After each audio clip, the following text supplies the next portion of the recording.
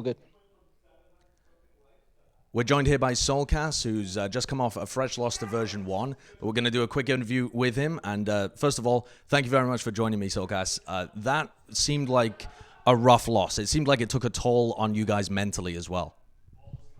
Yeah, no, it was a tough loss. The first game, was very back and forth. We're kind of getting blocked off. Then we found some holes in the defense, and then yeah, the second map was just so close that like it could have been either like a 2-0, like it could have went literally any way. But then the way the game ended on the third map, sometimes that just happens. You just kind of you lose the momentum, especially on Haven. It's kind of like it's a map where it's really built on momentum. So they kind of just kept pushing on that, and yeah, it's definitely a tough loss. Okay, so I kind of want to start back at the beginning here as well. Even before the match is happening, the Eccles leaving Liquid left a big hole in terms of an IGL on the team. That was a lot of the stuff that analysts around the scene were talking about as well. It's my understanding that you have stepped up and filled that slot. Could you talk to us a little bit more about how the calling structure actually works inside of Liquid right now? So right now it's primarily like me and Scream calling. Whenever any of the guys like have their ults or like have plans, they kind of chime in as well. But mainly it's just me and Scream, and then yeah, we kind of handle like the mid round, the start round as well. So yeah, it's just we kind of like fill the void that Eccles left. Okay, coming into Split, you guys seem to have a pretty interesting take on that map. I don't see anybody else who's running the same composition as you. Was this a thought of kind of porting over what was working on the other maps and just making them work for you guys on Split as well? It used to be somewhat of a weaker map in your pool. hmm Yeah, I think we kind of tried just porting it over and see what we can do. And we definitely noticed there's a lot of things that you can do with this comp, especially with the Viper 1B. There's many different options that it provides that may like catch people off guard. So that's why we basically just like poured it over and then had many plans around the comp.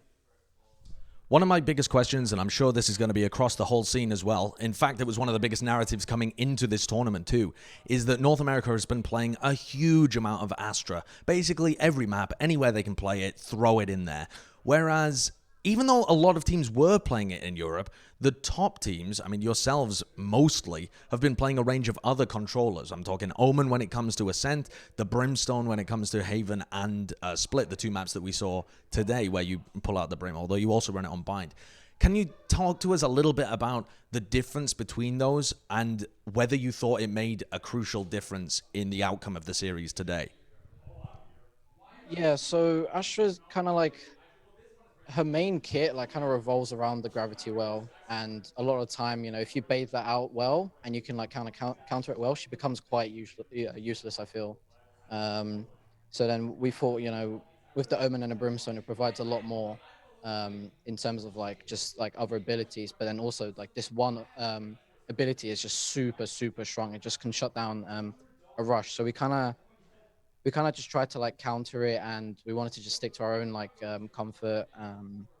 We definitely felt like Astra, like it kind of like it can sometimes like really not work. Or it can work really like in your favor if you're playing with an Astra, but we felt like we could abuse it and exploit the fact that it's just one ability and you've got like a 15-second window to counter that. So that's what we kind of focused on. It's not easy, obviously, using there's literally like a 15-second cooldown. So like sometimes it can be very hard to like punish that. So we felt like, yeah, Astra definitely can have weaknesses, and we try to exploit it. But like, it honestly depends how well their Astra is and how well we can counter that gravity well. That's an interesting topic. I haven't really heard anybody else think of it in that way. So it's a very unique take on what's going on right now. We'll see how it plays out across the course of the tournament. For me, when I Yeah. was watching, especially on Split, which was a map that you ended up winning, it felt like a lot of your sight hits ended up getting disjointed by the utility that was thrown out by version 1. Yampi jumping in, trying to make space for the rest of you, but the rest of you couldn't quite follow him. Was that something that you had noticed internally within the team being an issue dealing with version 1? Yeah, for sure. Like they can definitely like just keep just comboing their abilities. Sorry, so, like the Spit, the Viper suck. Like there's a lot of things that can just combo well together and just stop a rush.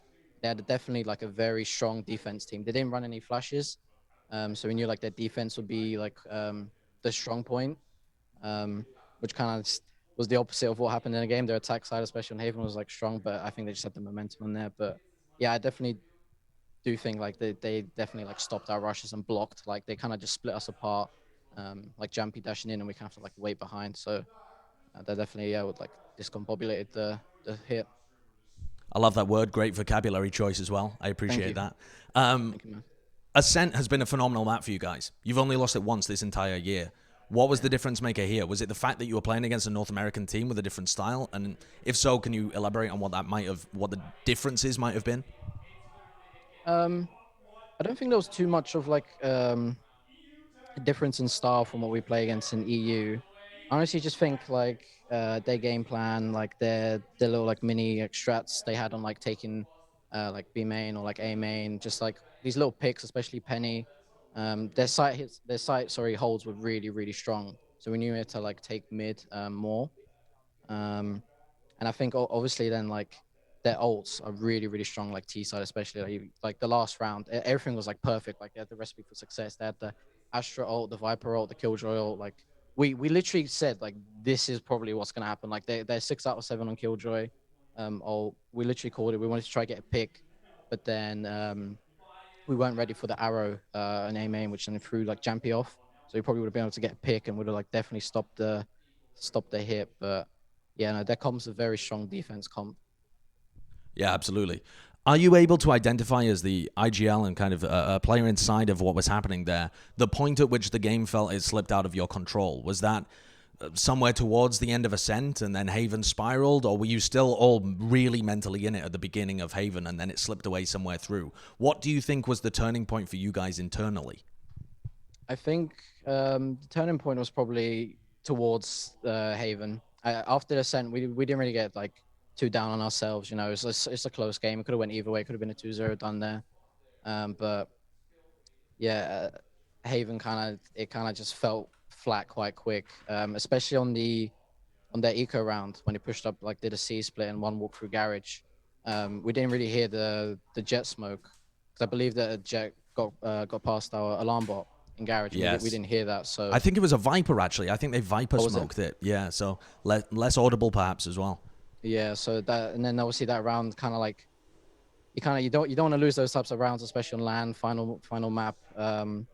Like I get insta burst of a classic that obviously hurts, but I think probably towards the end of the first half was getting a bit like ropey, but then we're still believing. You know, we know we have a strong T side. We know what we can do to like, um, you know, beat these guys. Have a really strong, surprising T side, but uh, yeah, no, it didn't really work too well there. Okay. One of the final questions I want to ask you, Soulcas, is about the mental side of Liquid's game. Because I Mhm. know that all of the fans are going to be talking about, oh, this is the same as First Strike. They look like they're in a good position, and then it crumbles and falls out of their hands. How much do you think the mental game played into this loss here? And what steps have you guys been going through to make sure that that isn't an issue as you continue throughout the tournament? Um, So we always just try pump each other up, like before the game, you know, when we're outside, you know, chilling, getting fresh air. We always just kind of like, you know, do our barking, you know, kind of getting everyone hyped up. The mental side is definitely like can be a factor, but I honestly do think that they kind of just had the momentum and they'll taking these individual duels that were just winning. So I don't think it was the main factor, but obviously like uh the mental side is always like really important to like winning. So we definitely like fell flat a bit there, but I do think it was mainly just their game plan, like kind of just like abusing garage a lot, worked quite well.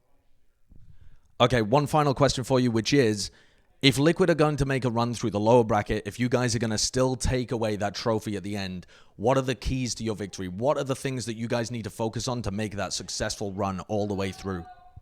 I honestly think it's just making sure we communicate really well and like play together as like a pact, or whenever we're about to do something, make sure we're with someone. Um, yeah, just keep each other pumped up, and honestly, just hit heads, let scream, drop 40. That's a good plan. I love that plan. It Yeah, sometimes does happen, which is truly ridiculous in yeah, itself. no, I don't get how he does it. All right, well, Stuff he does. thank you very much for joining me, Solcas. Good luck to you as you run through the lower Pleasure. bracket. Thank you.